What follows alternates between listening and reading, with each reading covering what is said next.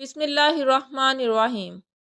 ناظرین، پہلی وحی کے بعد کچھ عرصے تک وحی کا سلسلہ رکا رہا، پھر وحی کے سلسلے کا دوبارہ آغاز ہوا اور سورہ مدثر کی ابتدائی 3 آیات نازل ہوئیں، جن میں اللہ تبارک و تعالیٰ نے آپ صلی اللہ علیہ وآلہ وسلم کو ارشاد فرمایا: اے کپڑے میں لپٹنے والے، اٹھو اور لوگوں کو خبردار کرو اور اپنے پروردگار کی تبلیغ کہو۔ اس طرح آپ صلی اللہ علیہ وآلہ وسلم کو نبوت کے ساتھ تبلیغ کا حکم بھی دے دیا گیا۔ ناظرین، ابن اسحاق رحمہ اللہ لکھتے ہیں، سیدہ خدیجہ رضی اللہ تعالیٰ عنہا وہ پہلی خاتون ہیں جو اللہ اور اس کے رسول صلی اللہ علیہ وآلہ وسلم پر ایمان لائیں اور اللہ کی طرف سے جو کچھ نبی کریم صلی اللہ علیہ وآلہ وسلم لے کر آئے تھے اس کی تصدیق کی۔ مشرکین کی طرف سے آپ صلی اللہ علیہ وآلہ وسلم کو جب بھی تکلیف پہنچی، صدمہ پہنچا، سیدہ خدیجہ رضی اللہ تعالیٰ عنہا نے آپ صلی اللہ علیہ وآلہ وسلم کو دلاسا دیا۔ ناظرین، سیدہ خدیجہ رضی اللہ تعالیٰ عنہا کے بعد دوسرے آدمی حضرت ابوبکر صدیق رضی اللہ تعالیٰ عنہ ہیں، جو آپ کے پرانے دوست تھے۔ انہوں نے آپ صلی اللہ علیہ وآلہ وسلم کی زبان مبارک سے نبوت ملنے کا ذکر سنتے ہی فوراً آپ کی تصدیق کی اور ایمان لے آئے۔ ناظرین، بچوں میں حضرت علی رضی اللہ تعالیٰ عنہ ہیں، جو آپ پر سب سے پہلے ایمان لائے، اور ان کے ایمان لانے کا واقعہ کچھ اس طرح ہے کہ ایک دن آپ حضور نبی اکرم صلی اللہ علیہ وآلہ وسلم کے پاس تشریف لائے۔ اس وقت سیدہ خدیجہ رضی اللہ تعالیٰ عنہ بھی آپ کے ساتھ تھیں اور آپ ان کے ساتھ چھپ کر نماز پڑھ رہے تھے۔ انہوں نے یہ نئی بات دیکھ کر پوچھا، یہ آپ کیا کر رہے ہیں؟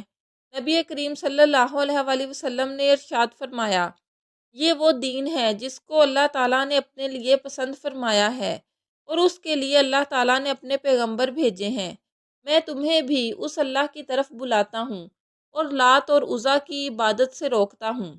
حضرت علی رضی اللہ تعالیٰ عنہ نے یہ سن کر عرض کیا، یہ ایک نئی بات ہے، اس کے بارے میں نے آج سے پہلے کبھی نہیں سنا، اس لیے میں اپنے بارے میں ابھی کچھ نہیں کہہ سکتا، میں اپنے والد سے مشورہ کر لوں۔ ان کا جواب سن کر آپ صلی اللہ علیہ وآلہ وسلم نے ارشاد فرمایا، علی، اگر تم مسلمان نہیں ہوتے تو بھی اس بات کو چھپائے رکھنا۔ انہوں نے وعدہ کیا اور اس کا ذکر کسی سے نہ کیا۔ رات بھر سوچتے رہے، آخر اللہ تعالیٰ نے انہیں ہدایت عطا فرما دی۔ سویرے آپ صلی اللہ علیہ وآلہ وسلم کی خدمت میں حاضر ہوئے اور مسلمان ہو گئے۔ ناظرین، علماء نے لکھا ہے کہ اس وقت حضرت علی رضی اللہ تعالیٰ عنہ کی عمر 8 سال کے قریب تھی اور اس سے پہلے بھی انہوں نے کبھی بتوں کی عبادت نہیں کی تھی۔ وہ بچپن سے ہی نبی اکرم صلی اللہ علیہ وآلہ وسلم کے ساتھ رہتے تھے، لیکن احتیاط کے باوجود حضرت علی رضی اللہ تعالیٰ عنہ کے والد کو ان کے قبول اسلام کا علم ہو گیا تو انہوں نے حضرت علی رضی اللہ تعالیٰ عنہ سے اس کے متعلق پوچھا۔ اپنے والد کا سوال سن کر حضرت علی رضی اللہ تعالیٰ عنہ نے فرمایا، ابا جان، میں اللہ اور اس کے رسول پر ایمان لا چکا ہوں اور جو کچھ اللہ کے رسول لے کر آئے ہیں اس کی تصدیق کر چکا ہوں، لہٰذا ان کے دین میں داخل ہو گیا ہوں اور ان کی پیروی اختیار کر چکا ہوں۔ یہ سن کر حضرت ابو طالب نے کہا، جہاں تک ان کی بات ہے، یعنی محمد صلی اللہ علیہ وآلہ وسلم کی، تو وہ تمہیں بھلائی کے علاوہ کسی دوسرے راستے پر نہیں لگائیں گے، لہٰذا ان کا ساتھ کبھی نہ چھوڑنا۔ ابو طالب اکثر یہ کہا کرتے تھے، میں جانتا ہوں میرا بھتیجا جو کہتا ہے حق ہے، اگر مجھے یہ ڈر نہ ہوتا کہ قریش کی عورتیں مجھے شرم دلائیں گی تو میں ضرور ان کی پیروی قبول کر لیتا۔ ناظرین، حضرت عفیف کندی رضی اللہ تعالیٰ عنہ ایک تاجر تھے۔ ان کا بیان تھا، اسلام لانے سے بہت پہلے ایک مرتبہ حج کے لیے آیا۔ تجارت کا کچھ مال خریدنے کے لیے میں عباس بن عبد المطلب کے پاس گیا۔ وہ میرے دوست تھے اور یمن سے اکثر عطر خرید کر لاتے تھے، پھر حج کے موسم میں مکہ میں فروخت کرتے تھے۔ میں ان کے ساتھ مینا میں بیٹھا تھا کہ ایک نوجوان آیا۔ اس نے غروب ہوتے ہوئے سورج کی طرف غور سے دیکھا۔ جب اس نے دیکھ لیا کہ سورج غروب ہو چکا تو اس نے بہت اہتمام سے وضو کیا، پھر نماز پڑھنے لگا، یعنی کعبہ کی طرف منہ کر کے۔ پھر ایک لڑکا آیا جو بالغ ہونے کے قریب تھا۔ اس نے وضو کیا اور اس نوجوان کے قریب کھڑے ہو کر نماز پڑھنے لگا۔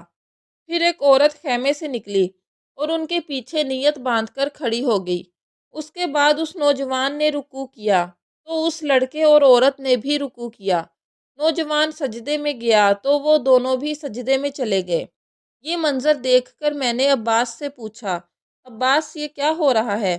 انہوں نے بتایا، یہ میرے بھائی عبداللہ کے بیٹے کا دین ہے۔ محمد صلی اللہ علیہ وآلہ وسلم کا دعویٰ ہے کہ اللہ تعالیٰ نے اسے پیغمبر بنا کر بھیجا ہے۔ یہ لڑکا میرا بھتیجا ہے، علی ابن طالب ہے، اور یہ عورت محمد صلی اللہ علیہ وآلہ وسلم کی بیوی خدیجہ ہے۔ پھر عفیف کندی رضی اللہ تعالیٰ عنہ مسلمان ہوئے تو کہتے ہیں، کاش اس وقت ان میں چوتھا آدمی میں ہوتا۔ اس واقعے کے وقت غالباً حضرت زید بن حارث اور حضرت ابوبکر صدیق رضی اللہ تعالیٰ عنہ وہاں موجود نہیں تھے، اگرچہ اس وقت تک دونوں مسلمان ہو چکے تھے۔